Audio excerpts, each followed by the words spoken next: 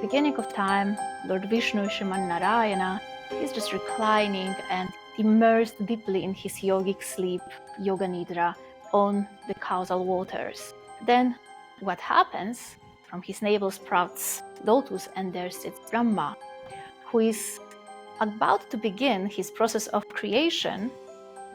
And here sometimes, there are different versions of this story appearing across different scriptures, but the overall tone is that he actually can't, because while Lord Vishnu is sleeping, simultaneously, out of his ears, specifically out of the dirt from his ears, appear two demons, Madhu and Kaitabha.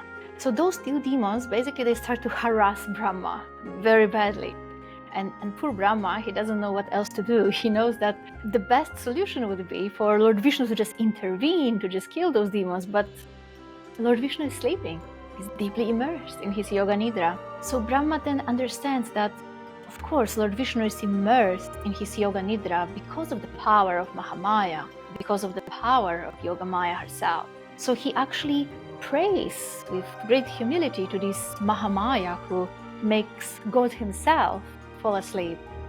He actually praises her with a very famous Ratri Suktam, and he humbly, requests her, please wake Lord Vishnu up so he can bring balance back to the universe. Because Lord Vishnu is, of course, the divine sustainer. It is his duty to sustain everything and the whole creation. So as Lord Brahma offers his prayers, of course, Devi gives him the blessing. And what happens? From the very eyes, or eyelids of Lord Vishnu, there starts to emerge energy. So it is described as if this energy, Yogamaya, she separates herself from Lord Vishnu so that he can wake up. And this energy then takes the form of Mahakali.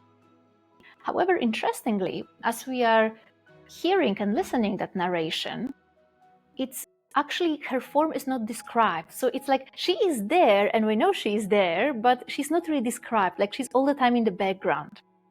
And I think it's very much how Mahamaya herself operates, even how God himself operates, of course, in this world, that he's there, she is there, but always in the background.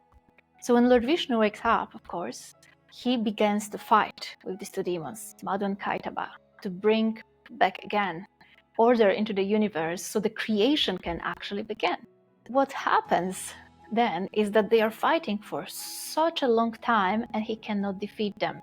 So it is believed that what happens then, that because as they keep fighting, the two demons, Madhu and Kaitabha, they spot goddess Mahamaya. And they get so completely mesmerized by her that they completely lose their mind.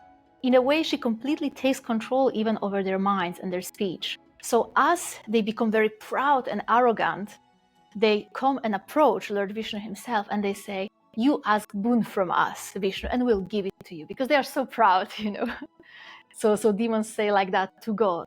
And Lord Vishnu takes that opportunity and says, fine, I'm taking the boon. Please, my boon is I want both of you to die. I want you to grant me the boon that I kill both of you. And they say to him, okay, fine, but kill us in the place where there's no water. That's the beginning of creation itself. Everything is submerged. But Lord Vishnu takes them both, places them on his lap, and cuts their heads with his Sudarshan chakra. And that's how chapter 1 ends. Of course, a lot of strange things happening, right? And if we don't look into symbolism, sometimes those stories may sound like really strange, of course. But if we look even at the demons themselves, so they are called Madhu and Kaitabha. Madhu literally means honey, and Kaitabha means an insect. And there are various interpretations of this story. For example, in Mahabharata, we find the interpretation that because Madhu means honey, and sometimes if there's too much sweetness or comfort in your life, you can become too tamasic. And Kaitabha means insect, and insect is always very restless, very disturbed. So Mahabharata actually suggests that these two demons represent the Tamas guna and Rajas guna. Tamoguna represented by Madhu, and Rajaguna represented by Kaitabha, both of which are trying to disturb Brahma, who actually represents sattva or pure knowledge here.